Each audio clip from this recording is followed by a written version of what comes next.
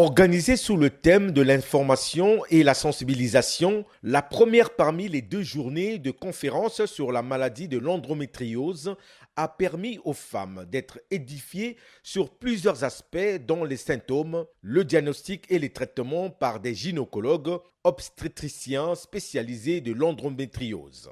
L'endométriose est une pathologie qui s'exprime le plus souvent par des douleurs.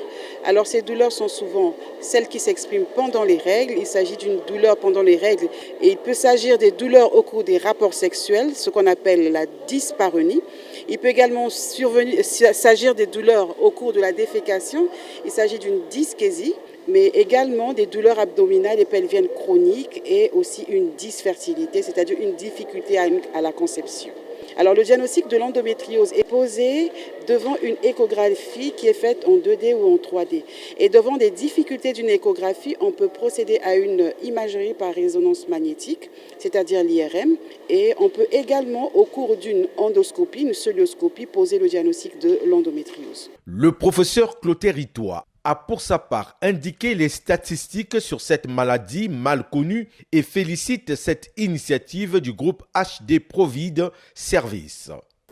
C'est une maladie qui est sous-estimée et par conséquent mal connue, malgré le fait qu'elle affecte près de 10% des femmes et filles en âge de reproduction à travers le monde, ce qui représente 180 millions d'individus.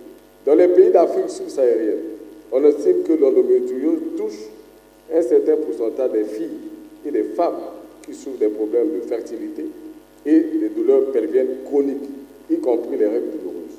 Les cadres du ministère de la Promotion de la Femme et d'autres spécialistes venus de la RDC ont abordé d'autres points qui peuvent freiner le leadership et l'autonomisation de la femme. On rappelle, cette journée mondiale de l'endométriose est célébrée le 28 mars de chaque année.